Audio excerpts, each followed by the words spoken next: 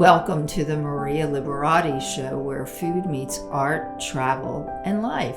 Join me in this week's segment as I interview Merriwether, scientist and forager, and he's become a regular on the Maria Liberati Show. He's given us some great information on all these great herbs and spices and things that you can add, simple things you can add to your dishes for some extra health benefits. And today he's going to be talking about salt. And you know, this month is International Women's Month. Yesterday was International Women's Day, and I'm going to share a recipe. It's a traditional recipe that is made in Italy for International Women's Day. It's a mimosa cake, and I'm going to share a recipe for that with you also, and some tips on, spring is coming, so some tips on how to have a picture perfect backyard. Please join me. Merriwether. And before we get started, I just wanted to remind you again to save the date of April 8th for my virtual Italian Easter bread bake-along. We'll be announcing the link for Eventbrite, where you can register on Eventbrite for the virtual class, and you'll be able to join in anywhere around the world. So please save the date. So as mentioned, yesterday was International Women's Day, and it is International Women's Month. And one of my favorite ways to celebrate is with this traditional mimosa cake. You know, the mimosa is the traditional flower associated with International Women's Day and International Women's Month because the yellow of the mimosa symbolizes vitality, warmth, joy, and wisdom. Here are some quotes to inspire you from women who have also inspired me, besides my mom and my grandmothers. Mother Teresa, who was a philanthropist and charity worker, said, "Not all of us can do great things, but we can do small things with great love."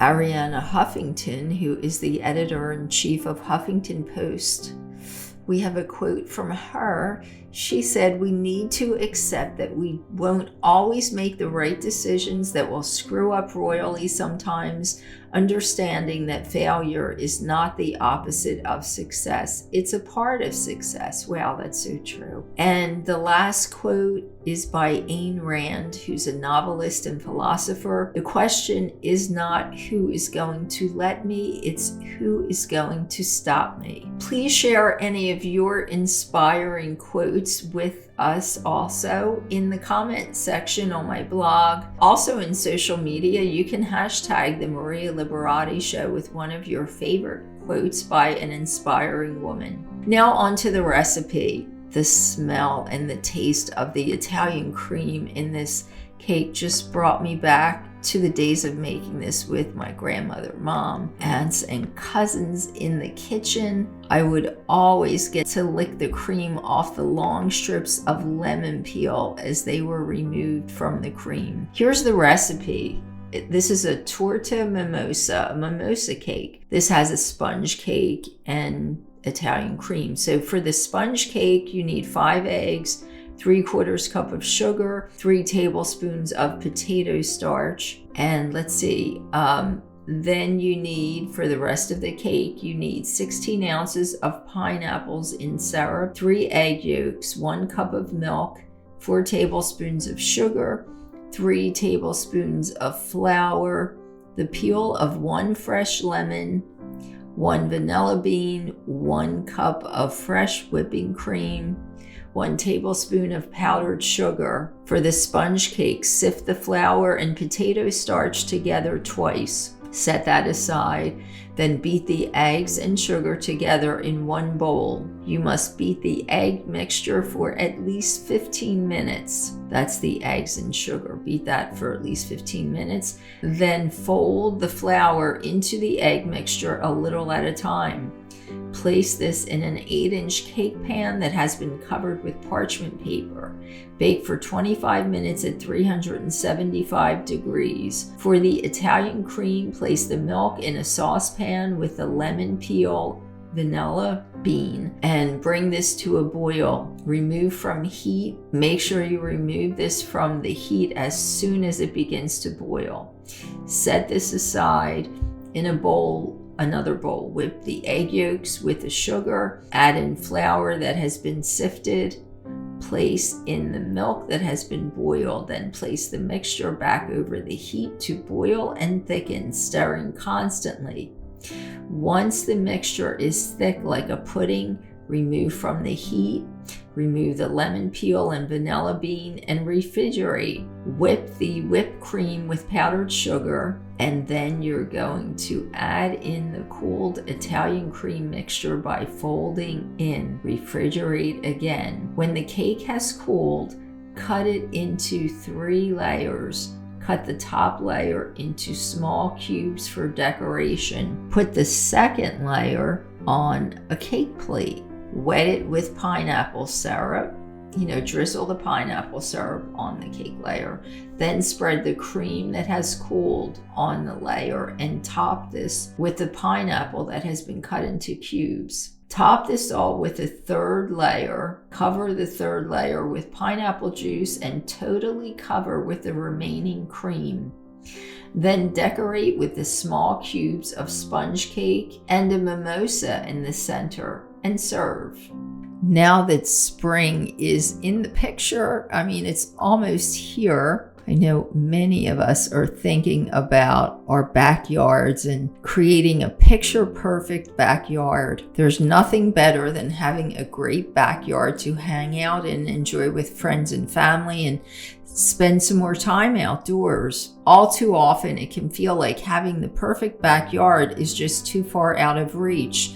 It can be too expensive, too time-consuming, and too difficult, but the reality is the backyard of your dreams may be closer within your reach than you think. With a few helpful hints and tips, you can turn your backyard into a masterpiece. Here's what you need to do to create a picture-perfect backyard. Here's some easy tips. Start a garden. The first thing that you can do to create a picture-perfect backyard is to start your very own garden in your backyard. A simple or expansive garden can completely transform your backyard from something standard and basic to bright and unique. Whether you decide to grow vegetables, flowers, or both, a garden brings an aesthetic of care, generosity, and life to your backyard. Starting a garden can be incredibly simple. You could easily start one in an afternoon. All you need to do is prepare a patch of dirt in your backyard, spread some gardening soil, plant your plants, and water them. The next thing you can do in achieving this picture-perfect backyard is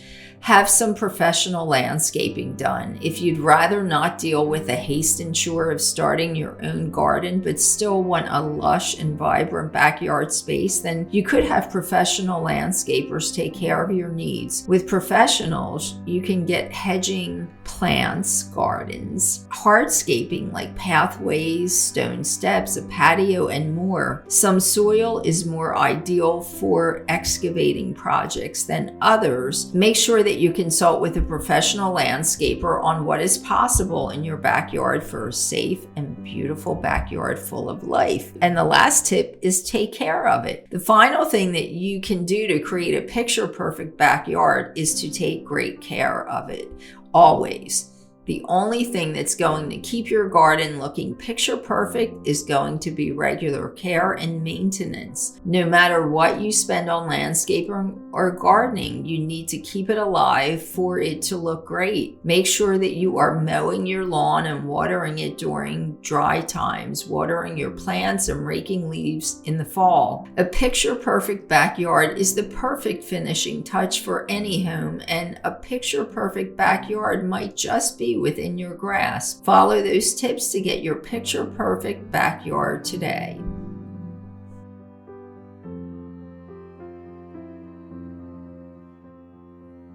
And today we're with Merriwether. Again, he's a regular guest, regular expert on herbs and spices and things that are good for us, and even foraging, right? Because you do a lot with the wild things that you can find and cook with. But today, I know we wanted to talk about salt. And, people think salt is the devil. It's like a bad thing to. So I hope you're going to dispel that myth for us, because I've heard that it's not as bad as, everybody always tries to make it out to be. Yeah, you're absolutely right. And thank you for having me on again and allowing me to talk about the herbs and the chemistry and natural health and all this sort of thing. But yeah, you are absolutely right about salt. Salt, like eggs and fat and butter, has gotten a bad rap. And so the main thing they say is salt raises the blood pressure. And so it's a cause of high blood pressure. Not exactly. The problem is people are dehydrated. They're not getting enough water. And so salt plays a key role in the viscosity of blood, maintaining. That's just one of the things it does, the sodium. So if you don't have enough water, if you're not drinking enough water, like so many people don't do, you end up with overly thick blood that becomes harder to pump. And so that's what leads to the increase in blood pressure, not so much the salt, but that you don't have enough water to maintain the proper viscosity of the blood. So if you're drinking enough water, figure at least a gallon a day, then you're doing all right. But it's easier to tell people to stop eating salt than it is to drink more water. For some reason, people are, the people like to be told no for some reason. So I know there's so many different types of trendy salts out there, Himalayan salt and, the regular sea salt, all kinds of salts. So can you tell us a little bit about that? Yes. Okay. So yeah, you're absolutely right. There's regular table salt, there's ionized salt, there's the sea salt, and there's a Himalayan salt. I really, really, really recommend the Himalayan salt. So the just regular table salt is just sodium chloride and nothing else. The iodized is sodium chloride plus some sodium iodine. Iodine is very crucial for health, especially the thyroid. So you need iodine. So if you're going to use salt, you want to make sure it has some iodine in it, because that's the number one way of getting it. But the sea salt and the Himalayan salts have a whole bunch of other minerals in them too, which the body needs. The reason I prefer Himalayan salt at the top is because one of the things it contains is a small amount of sulfur. And sulfur is another crucial element for the human body. And so the Himalayan salt is a good way of making sure you get the sulfur your body needs. Right. Another way, egg yolks are another good source of sulfur. But you put Himalayan salt on your eggs every morning, and then you really are doing it right. Yeah, the main reason the sea salt and the Himalayan salts have a whole bunch of other trace minerals that are really important. And so that's why if you're going to use salt, go with those, because you get all the other stuff too. I see. One thing I noticed, people tend to overdo salt, when they cook. So is there any kind of rule of thumb or whatever you can give us? Or well, yeah, it kind of depends on who you want to listen to. So the FDA says you need 500 milligrams of sodium a day for proper health. And that is about, salt is sodium chloride. Right. From a weight point of view, the sodium chloride, it is 1/3 sodium and 2/3 chloride. What this boils down to is this is about 1.5 grams of salt a day is necessary for health. Your average teaspoon, a teaspoon of salt is actually 6 grams. So a teaspoon of salt, theoretically, according to the FDA, is almost 3 times too much salt. But if you are drinking the amount of water you're supposed to be drinking, that's not a problem. I see. So go ahead, a teaspoon throughout the day, and even more, because remember, the body needs sodium. Right. Sodium, it's the key way that nerve impulses are transferred throughout the body. So you need sodium for that. It's also required to contract and relax muscles. So that's one of the problems. If you're working really hard, you're sweating a lot, you get depleted in sodium and in salt. That's why you get these muscle cramps, because the muscles basically lock up and can't relax again. So that almost sounds counterintuitive. If you have high blood pressure, they tell you not to have sodium. Well, sodium sounds like it relaxes the muscles, so it's really not a good thing. You should just be drinking lots of water Yep. to counteract, right? And get that sodium. Yep, exactly. Yes, Salt enhances the flavors of foods. it I mean, does. it's always been a key thing. If you look at the term celery, so not celery the fruit, but celery, it says the pavement, that comes Yes. from the Roman word for salt, because the Roman legionnaires were paid in salt. It was such a crucial part of nutrition and diet and food, Yes. especially when you're working hard and sweating a lot. Like I said, I'm down in Houston. It's what March? Yeah, it's a sweaty day here in Houston. Wow. So, it's important to have the salt replacement so you don't get the muscle cramps. You have the amount you need for the nerve transports. But along with the sodium, there's also the chloride. Mm-hmm. Salt is sodium chloride. So the chloride, it is used to make the stomach acid, Uh-huh. the hydrochloric acid in the stomach. It's also used to maintain the proper pH or acidic level of the blood. Oh, okay. So the blood needs a very, very specific, it's just a slightly on the acidic side, pH. And forgive me, I forgot to look up the actual number, but if it goes outside that range, you start having all sorts of health issues too, immediate health issues. So you need the chloride to maintain the right pH or acid level in the blood for everything to work right. Oh, uh-huh.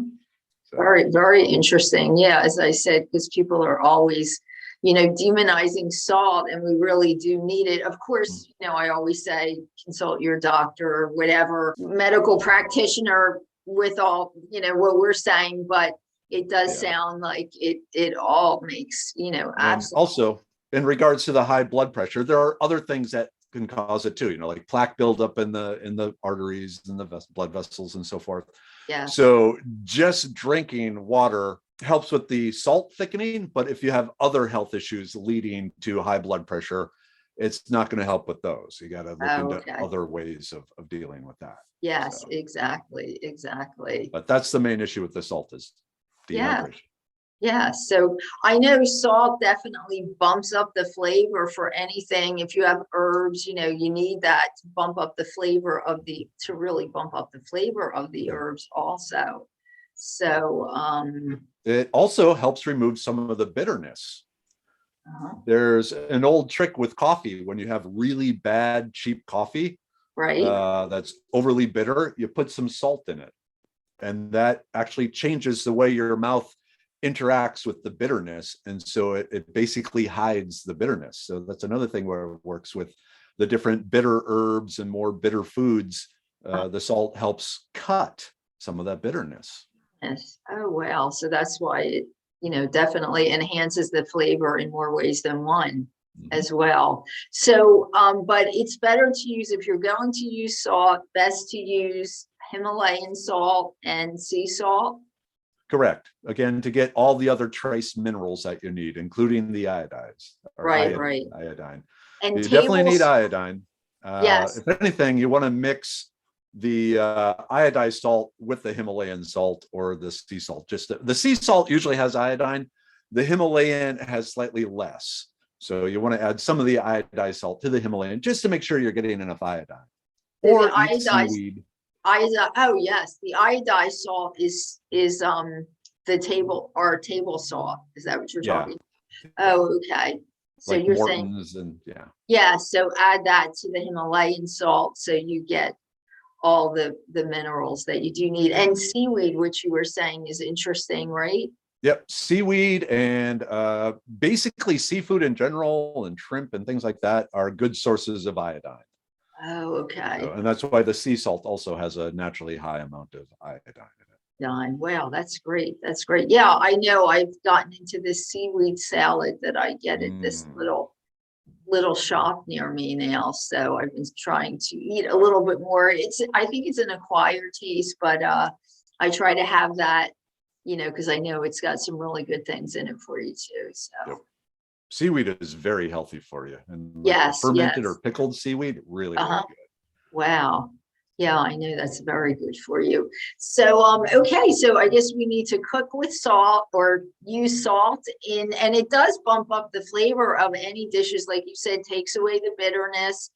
So obviously, if you need to have precautions, take precautions, but you know, salt is not, salt does have some good properties for you. It does have some good things there. Well, it's crucial for us. Right, You know, exactly. we need it. The earliest life forms started out in the saltwater oceans, and Wow. that requirement for the chemistry of the bodies has stuck with us this whole time. Uh-huh. So it is it's definitely one of the crucial elements that we need. That's great. That's good. All right. Anything else you'd like to add for this? Oh no, on salt, it's just the Himalayan, like I said, that has Right. the sulfur in it that the other salts don't. Just the sulfur is used by the liver to break down and get rid of toxins. Oh, wow. So the Himalayan salt, the extra sulfur there, helps you really detoxify the body amongst just adding flavor and all the other things. So Uh-huh. that's why the Himalayan salt is the most important. Most important salt. Yep. Oh, that's definitely good. So it also it detoxifies the liver as well as providing Yeah. the other stuff. Well, some more great information. And Merriwether, tell us I know you have a website and a whole lot of Oh different yeah. really good for your products. So Yeah, so Medicine Man Plant Co. I am an herbalist along with a PhD chemist. I have a master's in medicinal chemistry, a PhD in physical organic chemistry, but I've devoted my life to the benefits of the natural products in plants and mushrooms. And since we were talking about the blood pressure, one of the things I do have, I guess the green screen problem, but the blood pressure pill, which is hawthorn berries, which reduce the heart's response to adrenaline. It has ginger, which helps convert the bad low density lipids that cause plaque into the good beneficial high density lipids, the HDLs. And then it has Rosella hibiscus, which increases the natural amount of nitric oxide in the body. Nitric oxide causes the blood vessels to relax and expand, requiring less pressure to pump the blood through it. So of course, FDA, says these have not been confirmed by the FDA. They have been confirmed by scientists, and they have been confirmed by 83,000 generations of testing.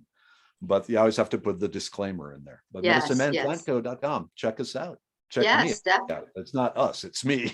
Yes, definitely. You have some great products on the site. I saw them, and definitely worth a try. Better to go natural. Yeah. I always say yes, definitely. Well, great. And hopefully you'll be back next month with some interesting information on another herb, spice, or mineral that we need. There's so many to talk about. Yes, I know.